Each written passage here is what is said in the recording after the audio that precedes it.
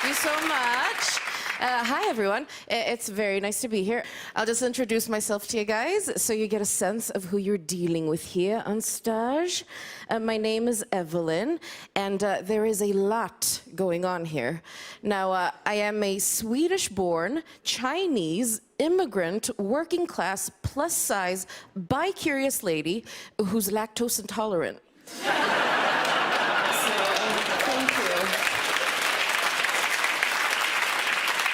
Applauding constipation. That is good.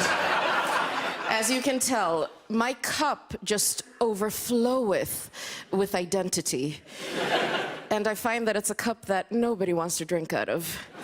There's just too much going on.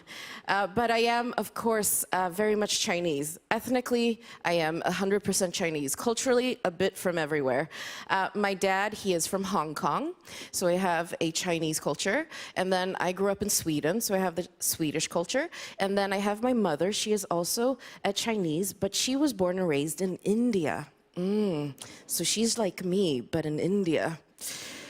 So I grew up with a lot of Indian culture as a kid as well. And my mother, all of her family, they spoke Hindi when I grew up. And so as a kid, I sort of picked that up. And as a child, I spoke a bit of Hindi when I grew up. And they also spoke Swedish and English with a really thick Indian accent. And so as a child, I picked that up, and I spoke Swedish and English with a really thick Indian accent. So for anybody who didn't know our family, we just looked super racist. Just kind of walking around, just being like, not gonna do the accent. Not that kind of comic. But I have, however, been here now on your British shores for a few years. I've lived in London for about 6 years. And I feel like I'm becoming more and more British. I'm picking up your ways. Like, for instance, if today doesn't go as well as I hope, I'll just internalize all my feelings about it, never address it, and take it to my grave. The British way of dealing with it. Thank you.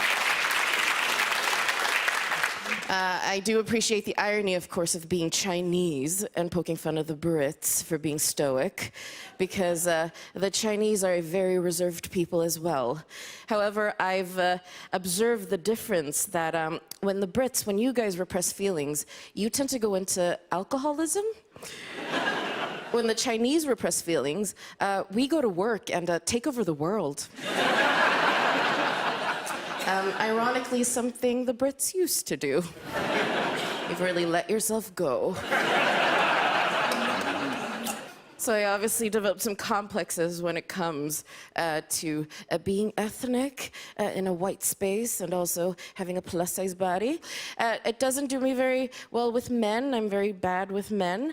Because usually when I'm out, the only men who approach me are 50-year-old divorcees who want a second chance at love but can't afford to go to Thailand.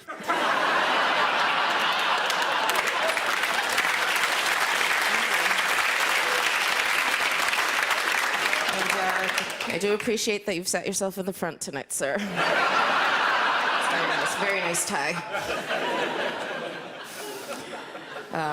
But I am proud, though, to be Chinese. It's a very nice thing because I have Chinese parents. I have very typical Chinese parents, I'll tell you, which means that the older I get, the more in my life they are. Because that's the way of the Chinese parents. Because here's the thing, Chinese parents, they do not get put into a home when they get old. They move in with you so that you can take care of them in their old age as a thank you for raising you when you were a child. So, you know, that's something to look forward to. My parents' faces when I put them in a home. That is what I'm gonna do. You guys have been lovely. I hope that this was nice for you. I hope to see you guys again. My name is Evelyn Mok. Bye.